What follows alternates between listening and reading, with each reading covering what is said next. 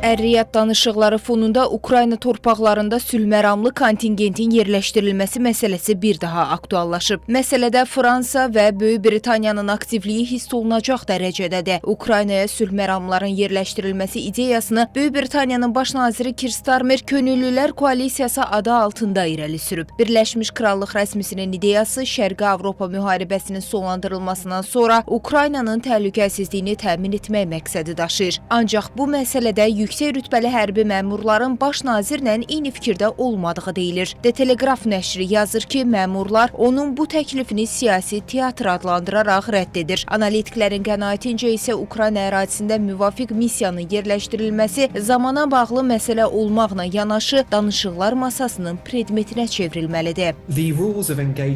Silahlardan istifadə qaydaları və özünü müdafiə taktikalarına dair cavabını tələb edən xeyli suallar var. Bölgədə sabitləşdirici missiyanın yerləşdirilməsindən sonra onların hər hansı hücuma məruz qalacağı təqdirdə hansı addımların atıla biləcəyi müzakirə mövzusudur. Düşünürəm ki, belə güclərdə mandat verilməsi üçün təşkil olunan bütün danışıqlarda bu məsələnin müzakirə ehtimalı yüksək olmalıdır. Region hazırda aktiv mandatlı sabitləşdirici qüvvələri qəbul etməyə hazır deyil. Bu qəliz məsələdir. Çünki özünü müdafiə hüququ olmadan silahlı qüvvələrin bölgədə yerləşdirilməsi mümkün deyil.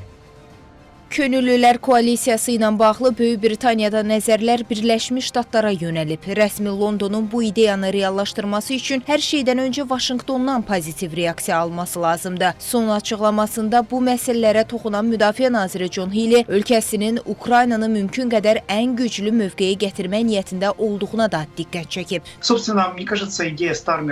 Əslində mənə elə gəlir ki, Starmerin Könüllülər Koalisiyası ideyası praktik və yerində düşünülmüşdür. Sadəcə burada çox incə bir məqam var. Koalisiya təhlükəsizlik qüvvələrinin yerləşdirilməsini özündə ehtiva edir. Yəni burada sülhməramlı kontingentdən söz açılmır. Könüllülər Koalisiyası müharibədən sonra Ukraynanın təhlükəsizliyinin təminatı rolunda çıxış eləyəcək. Sülhməramlılar kimi yox. Bu qüvvələr hərbi təhdidlərə reaksiya vermək iqtidarında olacaq. Ancaq sülhməramlılar üçün bənzər fikri səsləndirmək çətindir. Onların bu imkanları çox dar çərçivədədir. Düşünürəm ki, danışıqlar genişləndirilmiş formatda təhlükəsizlik missiyası kontekstində aparılmalıdır.